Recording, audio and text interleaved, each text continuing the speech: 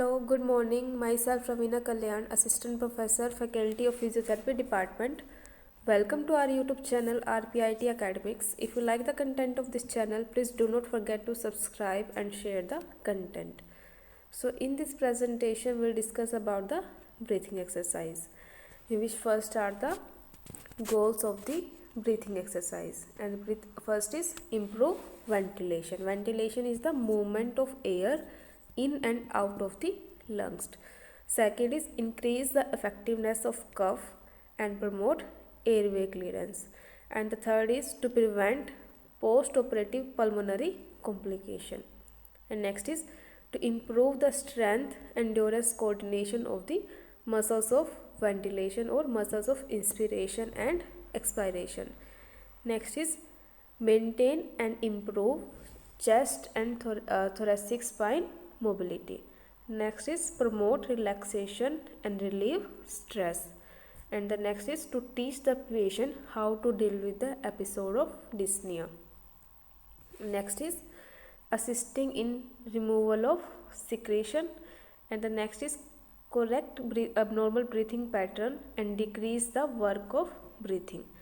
Next is aid in bronchial hygiene, that is prevent accumulation of pulmonary secretions, mobilization of this secretion and improve the cough mechanism. Next are the principles of breathing exercise. It includes area of the exercises, explanation and instruction to the patient about breathing exercise, patient position, evaluate the patient about the breathing exercise, demonstration of the exercise, and next is patient practice.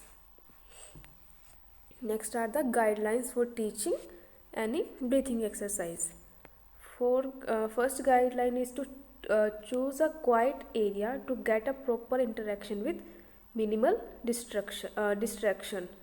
Next is explain the patient about the aim and how it works for its impairment. Next is have the patient in relaxed position and loosen the cloth and make him in semi-forward position with head and trunk elevated approx 45 degree, and the abdominal muscles become relaxed in this position. Next is other positions such as spine, sitting or standing may be used as the patient progresses during the treatment. Next are the observe and assess the patient spontaneous breathing pattern while at rest and during activity. Determine whether treatment is indicated or not. Next is if necessary, teach the patient relaxation technique. Relax the muscle of the upper thorax, neck and shoulder to minimize the use of accessory muscle work. Next are the special attention on SCM, upper traps and levator scapulae muscles.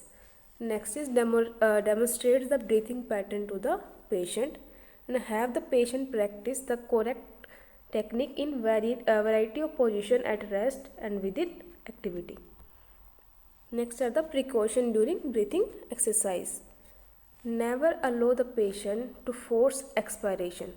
It may increase the turbulence in the airway, which leads to bronchospasm and airway resistance. Next is avoid prolonged expiration